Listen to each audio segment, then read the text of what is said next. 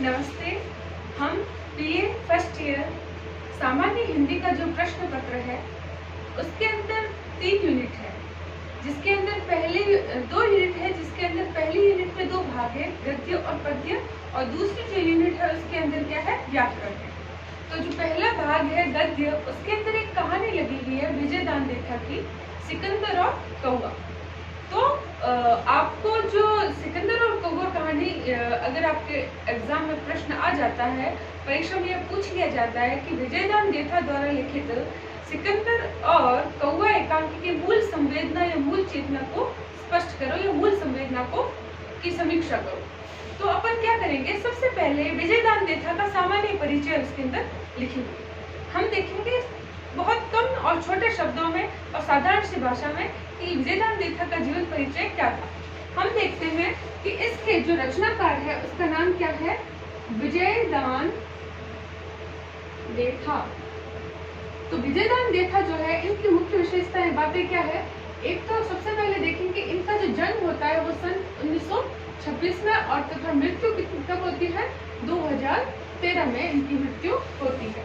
दूसरी बात क्या है, इनका जो जिस नाम से परिचित प्रसिद्ध थे, जिस नाम से प्रसिद्ध थे वो नाम क्या था, बिज्जी। बिज्जी नाम से विजयदान देथा जो थे वो प्रसिद्ध थे। और क्या विशेषता है इनकी, ये राजस्थानी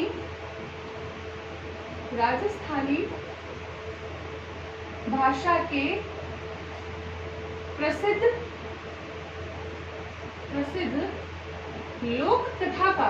लोक कथाकार रहे हैं। और क्या इनकी विशेषता है, इनकी विशेषता एक और यह है कि ये अपनी लोक कथाओं में, कौन, विजयदान देथा अपनी लोक कथाओं में क्या करते हैं, मुख्य रूप से किस पर, असत्य पर सत्य की जीत, बुराई पर अच्छाई की जीत, असत्य पर सत्य की जीत, बुराई पर अच्छाई की जीत, तथा क्या है, मृत्यु पर जीवन के आनंद की जीत।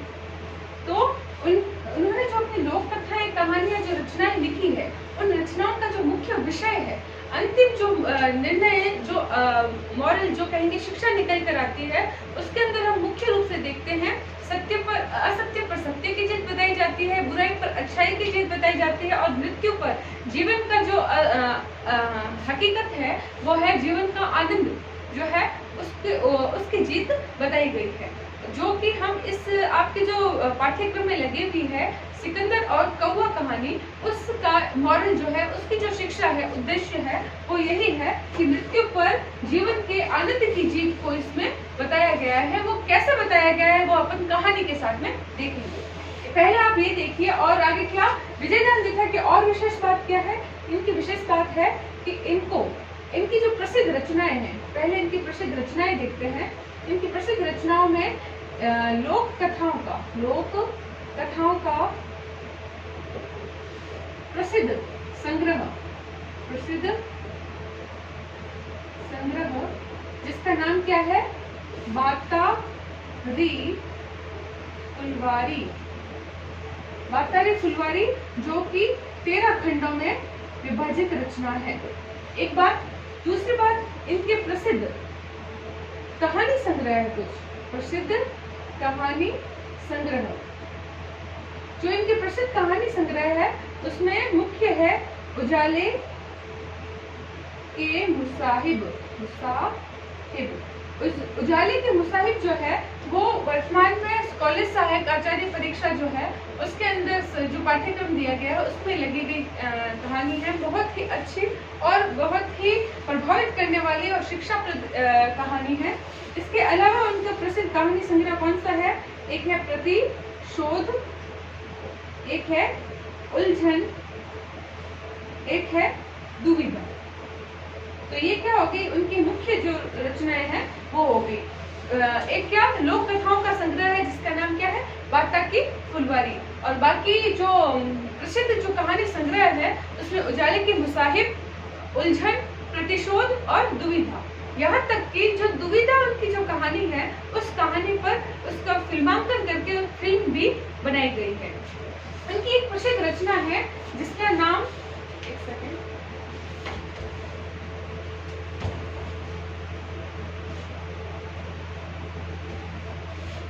विजयदान देथा की एक प्रसिद्ध रचना है, उस रचना का नाम है रूख। ये जो रूख जो रचना है, ये रचना क्या है, उनके आत्मकथात्मक संस्मरण है। संस्मरण, आत्मकथात्मक मतलब खुद के द्वारा, आत्मकथा खुद की कथा जो है, खुद की कथा को संस्मरण, जो खुद के जीवन में जो कुछ घटनाएं, संस्मरण क्या होता है, जो याद आती है अपने खुद के जीवन में बीती हुई कोई घटना, तो उसको जब वह साहित्यिक रूप में, गद्य रूप में जब लिख देता है तो वो क्या कहलाता है, संस्मरण कहलाता है। तो अपने खुद के जीवन के आत्मकथात्मक शैली में उन्होंने क्या लिखा है, संस्मरण लिखा है। नाम क्या है, रूख। इसके अलावा क्या है, उनको कौन कौन से सम्मान या कहूंगी पुरस्कार जो है वो दिए गए हैं। तो उनको प्रसिद्ध जो पुरस्कार दिया गया है वो नाम है साहित्य अकादमी पुरस्कार से नवाजा गया है। और क्या है, प्रसिद्ध पुरस्कार है पद्मश्री पुरस्कार से भी इनको नवाजा गया है। इसके अतिरिक्त भी और कई पुरस्कार है जो विजयदान देथा को उनके जीवन काल में उनको मिले हैं। इसके अलावा उन्होंने क्या किया है, राजस्थानी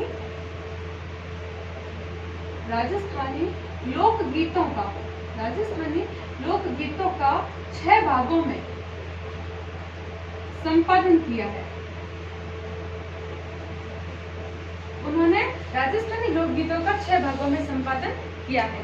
ये हो गई उनके जीवन की सामान्य परिचय, उनका जन्म, उनकी मृत्यु, उनके जो जिस नाम से वो जाने जाते थे, बिज्जी, और इसके अलावा उनकी प्रमुख रचनाएं, उनको कौन कौन से पुरस्कार मिले हैं, और उनके काव्य की, उनके जो लेखन की जो मुख्य विशेषता है, विषय जो रहता है, उस विषय में वो क्या क्या उठाते हैं उसके बारे में हम देखते हैं। जैसे हमने देखा कि उनके विषय जो है मुख्य रूप से असत्य पर सत्य की जीत बताते हैं, बुराई पर अच्छाई की जीत बताते हैं।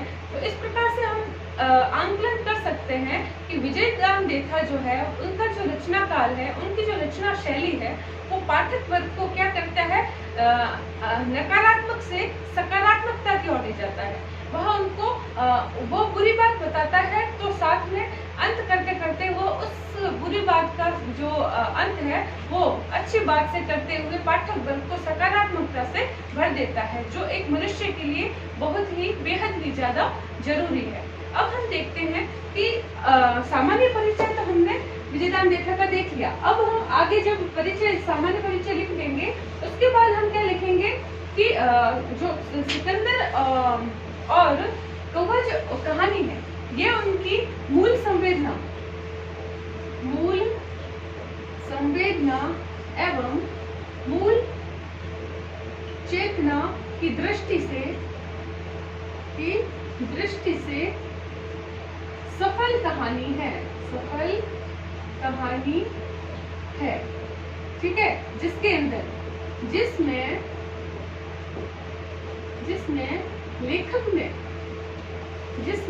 लेखक ने विश्व विजेता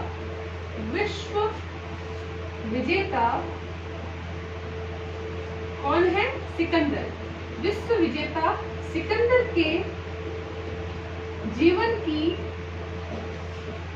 एक घटना से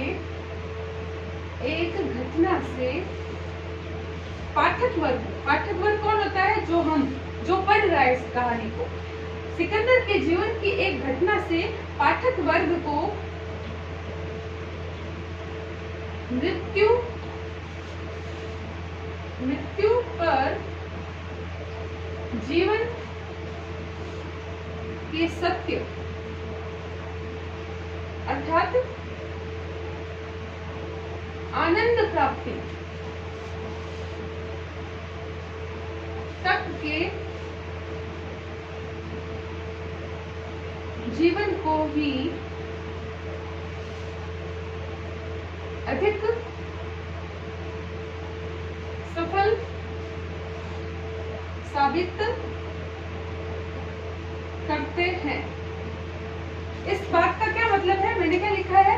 सिकंदर के जीवन की एक घटना से पाठक वर्ग को मृत्यु पर जीवन के सत्य, मृत्यु जो है, जैसे मनुष्य पैदा हुआ है तो उसका जाना भी एक निश्चित बात है, तो वह एक ना एक दिन तो उसकी मृत्यु निश्चित है। तो मृत्यु पर जीवन का सत्य, जीवन का सत्य क्या है? आनंद प्राप्त करते हुए ही मनुष्य चले जाए तो यही असल में एक सुखी जीवन है। तो उस जीवन के असल आनंद की प्राप्ति तक के जीवन को ही उन्होंने क्या बताया है? सार्थक बताया है या फिर सफल बताया है। तो इसका चित्रण जो है इस कहानी के अंदर सिकंदर की घटना से हम देखते हैं। होता क्या है, जैसा हम सबको पता है, सिकंदर एक महान विजेता, विश्व विजेता था, जिसका पराक्रम, जो शौर्य जो था, वो विश्व में चारों ओर फैला हुआ था। वो कई क्षेत्रों को, बड़े बड़े क्षेत्रों को अपने अधिकार में ले चुका था। तो होता क्या है कि जब सिकंदर जो है विश्व विजेता के रूप में प्रसिद्ध हो जाता है तो उसमें कुछ कुछ दम्भ आ जाता है, घमंड आ जाता है। तो वो जब वो कहते हैं कि मनुष्य जब वो एक सीमा तक जब प्रसिद्धि प्राप्त कर लेता है तो उसके बाद क्या होता है, वह ऐसी ऐसी कामनाएं करने लगता है जो या तो उसके लिए या फिर और किसी के लिए सही नहीं होती है, क्योंकि उसके अंदर लालच बढ़ जाता है। तो हम देखते हैं कि वह विश्व विजेता के रूप में जब इधर उधर भटक रहा था तो उनका एक और उद्देश्य था कि वह अमृतों की खोज में, वह अमर होना चाहता था। तो उसको किसी न किसी तरीके से पता चला था कि एक ऐसा जल है, ऐसा पानी है जिसको पीने पर मनुष्य क्या हो जाता है, अमर हो जाता है। तो वह उस पानी की खोज में निरंतर इधर उधर विजय प्राप्त करता है। हम देखते हैं कि इसके अंदर, एकांकी के अंदर सिकंदर जब भारत आता है तो भारत की जनता को देखता है और उस देश को देखकर बड़ा विचित्र सा अनुभव करता है। जब देखते हैं कि वो भारत आया है तो कुछ ही समय में उसकी क्या हो जाती है, वहाँ पर भारत में आकर वो ज्वर से पीड़ित हो जाता है। ज्वर मतलब बुखार, बुखार से पीड़ित हो जाता है और वो लंबे समय तक वो उस बीमारी से ग्रसित रहता है। हम देखते हैं कि वह अपने साथ में हर व्यक्ति को रखता था जो उसके सहायक, उसके जीवन से या फिर उसकी कार्यशैली से संबंधित होते थे। तो जायज सी बात है, उनके पास कोई ना कोई तो हकीम होता ही। तो उनके पास एक हकीम था जो यूनानी हकीम, प्रसिद्ध हकीम था। वो उसका कई दिनों तक इलाज करता है, लेकिन उसका इलाज जो है वो कारगर साबित नहीं होता। अंत में फिर वह निर्णय करता है कि किसी भारतीय वैद्य को बुलाया जाए जो उसके स्वास्थ्य को सुधार सके। तो हम देखते हैं कि वो ढूंढते हैं, उससे पहले ही भारत का एक वृद्ध, कोई बूढ़ा जो वैद्य था, वो अपने आप बिना बुलाए ही सिकंदर के पास आ जाता है। जब वह वहाँ आता है तो सिकंदर को वह कहता है कि मैं जो हूँ आपका इलाज कर दूंगा।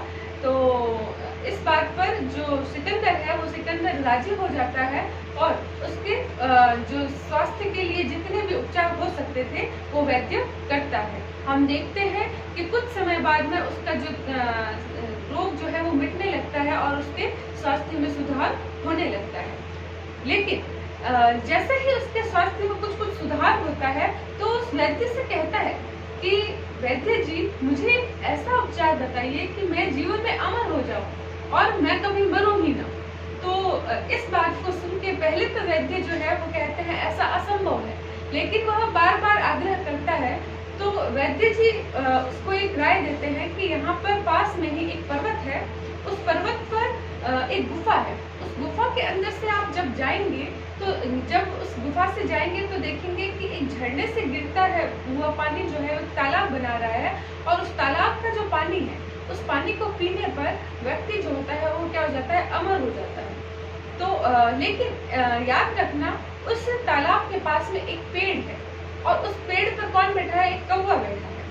तो आप जब जाओगे तो आपको कौवा जरूर मिलेगा।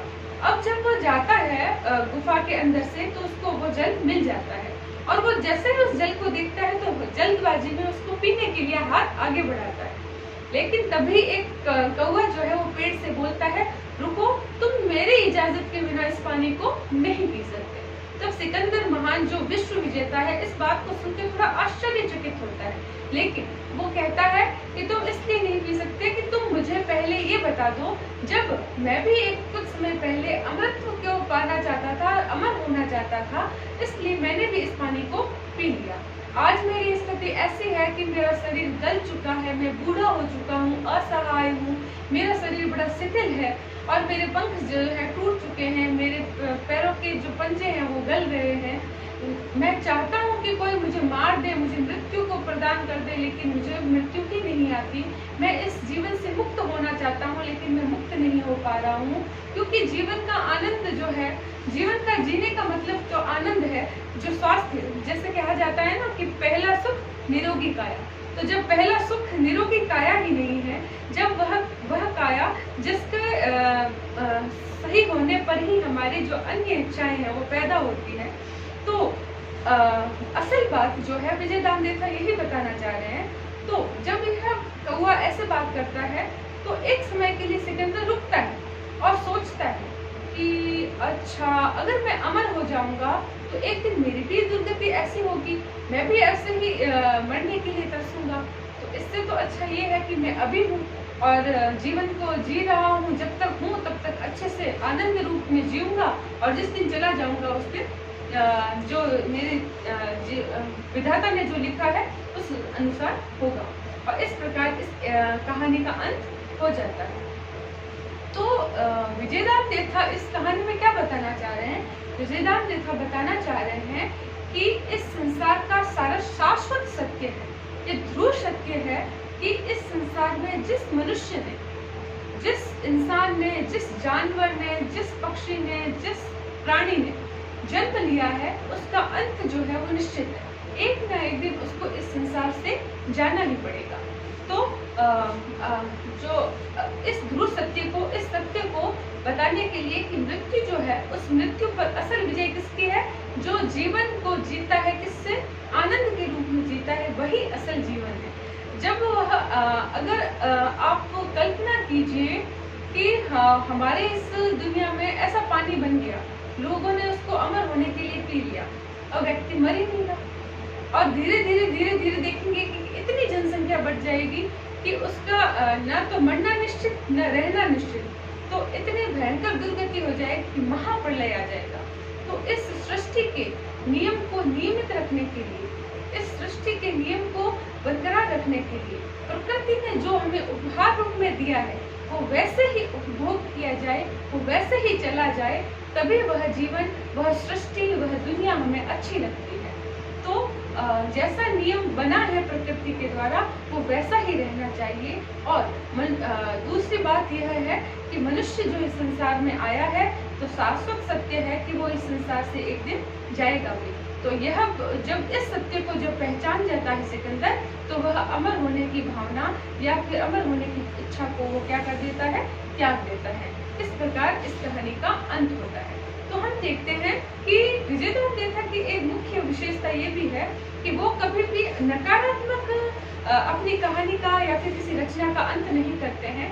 वो नकारात्मक बात से सकारात्मकता की ओर जाते हुए पाठक वर्ग को एक उम्मीद और एक अच्छी सोच के साथ में अपनी रचना को पूर्ण करते हैं। तो ये उनकी विशेषता जो है हमारे लिए भी सराहनीय है, जिसकी रचनाओं को पढ़कर हम क्या हो जाते हैं?